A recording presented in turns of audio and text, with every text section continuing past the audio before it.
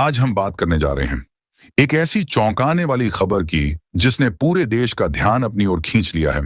क्योंकि दोस्तों, चीन खड़ा हुआ है बांग्लादेश के देश के साथ।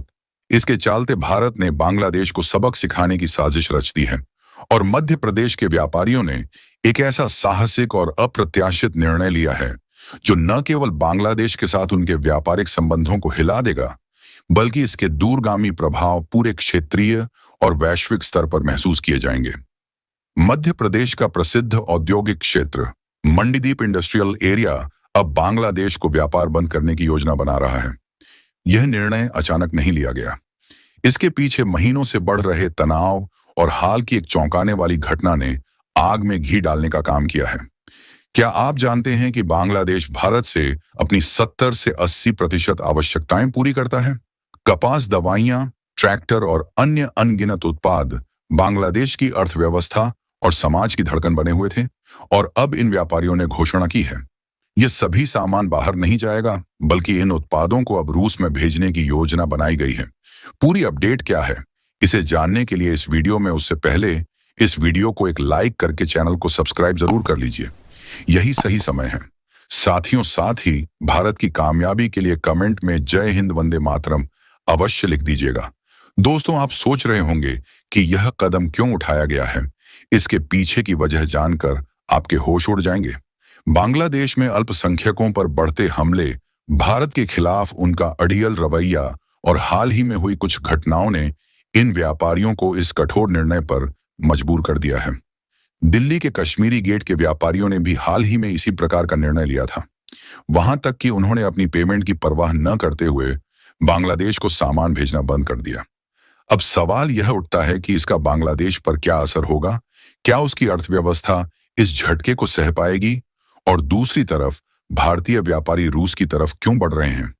यदि आप सोच रहे हैं कि यह केवल एक व्यापारिक निर्णय है, तो आप गलत हैं।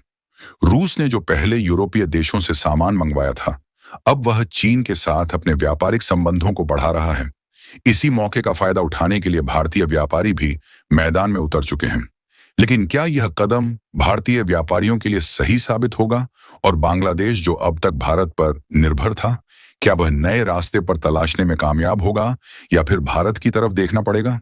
दोस्तों, इस पूरी घटना को गहराई से देखने पर यह केवल एक व्यापारिक फैसला नहीं लगता, बल्कि यह एक बड़े बदलाव की शुरुआत है।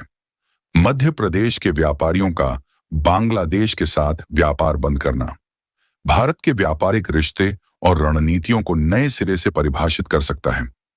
यह कदम केवल आर्थिक निर्णय नहीं है, बल्कि यह भारत के व्यापारी समुदाय की बढ़ती संवेदनशीलता और उनके नैतिक मूल्यों के प्रति सजगता को दर्शाता है। अब यह केवल मुनाफे तक सीमित नहीं रहे, बल्कि उनके निर्णय सामाजिक, राजनीतिक और नैतिक मुद्दों से जुड़े होने लगे हैं। बांग्लादेश की अर्थव्यवस्था काफी हद तक भारत के व्यापार पर निर्भर है। यदि यह व्यापार रुकता है, तो इसका असर उनकी स्थानीय इंडस्ट्री और रोजगार पर सीधे असर पड़ेगा। इस स्थिति में बांग्लादेश के पास दो विकल्प हैं। पहला, भारत के साथ अपने रिश्ते को सुधारने की कोशिश करें, और दूसरा, नए व्यापारिक साझेदारों की तलाश करें। लेकिन सवाल यह है कि क्या वह इतनी जल्दी विकल्प ढूंढ पाएगा? दूसरी तरफ भारतीय व्यापारी रूस की तरफ बढ़ रहे हैं। यह कदम भारत के लिए एक रणनीतिक फायदा साबित हो सकता है। रूस, जो यूरोपीय देशों के व्यापार बंद होने के बाद नहीं, सप्लायर्स की तलाश में है, भारत के लिए एक बड़ा मौका बन सकता है। यदि भारतीय व्यापारी इस मौके को सही तरीके से बनाते हैं, तो यह न केवल उनके मुनाफे को बढ़ाएगा, बल्कि भारत की वैश्विक पोजीशन इनको भी मजबूत करेगा।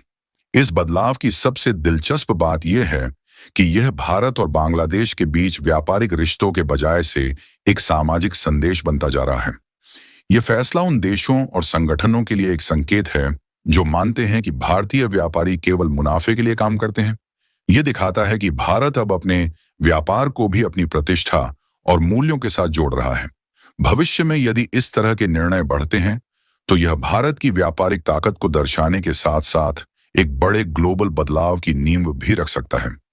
यह संकेत है कि अब व्यापार केवल पैसा कमाने का जरिया नहीं है, बल्कि इसके जरिए एक बड़ा संदेश दिया जा सकता है। जो हो रहा है वह केवल एक शुरुआत है।